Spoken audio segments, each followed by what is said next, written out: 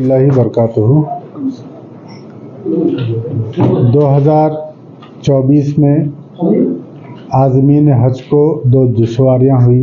ان تمام دشواریوں کو کافی حج کمیٹی میں بیٹھ کر جو تکالیف ہوئے وہ ہم سی ایم صاحب جناب ریونت ریڈی صاحب کو اس کی نمائندگی کرے. سی ایم صاحب نے central Hajj committee of India اور منسٹری آف مائنارٹیز افیئرس یعنی حکومت ہند کو نمائندگی کی کہ یہ دشواریاں ہیں، اس سے ہمارے تلنگانہ کے عازمین حج کو تکلیف ہوئی ہے. 2 روز قبل آل انڈیا حج کمیٹی کے چیئرمینس کی ایک کانفرنس ہوئی جس کو منسٹر صاحب نے مائنارٹیز افیئرس کے جو منسٹر ہیں انہوں نے اس کی صدارت کی اور اسٹیٹ منسٹر بھی تھے، سینٹرل حج کمیٹی کے چیئرمین بھی تھے اور سیکریٹریز بھی وہاں پر موجود تھے. اچھا تبادل و خیال ہوا. تو اس کے اندر ہماری جو نمائندگی ہوئی، خاص طور پر جو غلط بلڈنگاں الاٹ کی گئی تھی، جیسا کہ 11,000 آدمی میں سے 1,000-2,000 آدمیوں کو کافی خراب خستہ حالت کی بلڈنگیں الاٹ کی گئی تھی، تو اس کو سینٹرل گورنمنٹ نے، سینٹرل حج کمیٹی نے ان تمام بلڈنگوں کو بلیک لسٹڈ کر دیا ہے.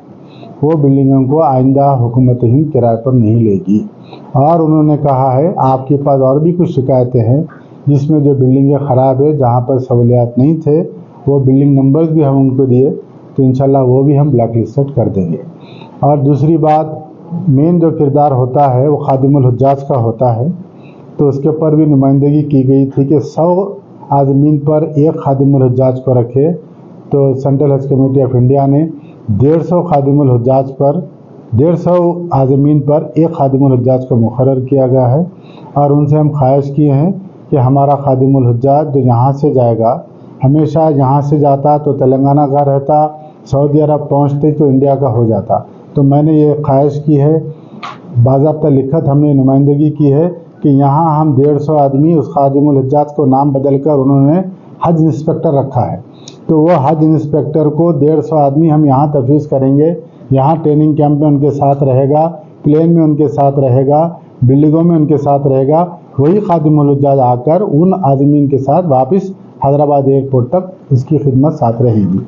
ہم امید کرتے ہیں کہ سینٹرل گورنمنٹ سے کہ یہ بھی ہماری جو مانگ ہے وہ پوری کی جائے، تاکہ ہم پوچھ سکیں کہ 150 آدمی کے تو ساتھ جا رہا ہے، ان کی کیا خدمت کر رہا ہے، ان کی کیا تکلیف ہے.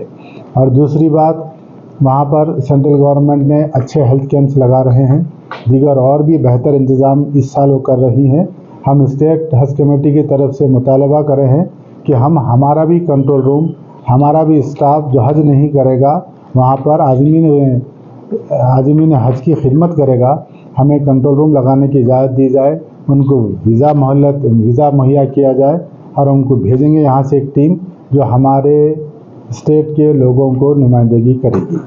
دوسری اور ایک خاص بات یہ کہ میں نے کہا کہ خادم الحجاج یہ عازمین حج ہر ڈسٹرکٹ کے، جیسے کہ کریم نگر اور نظام آباد کے ملا کے 300 ہو رہے ہیں، یا 2 ڈسٹرکوں کے ملا کے 1 پلین ہو رہا ہے.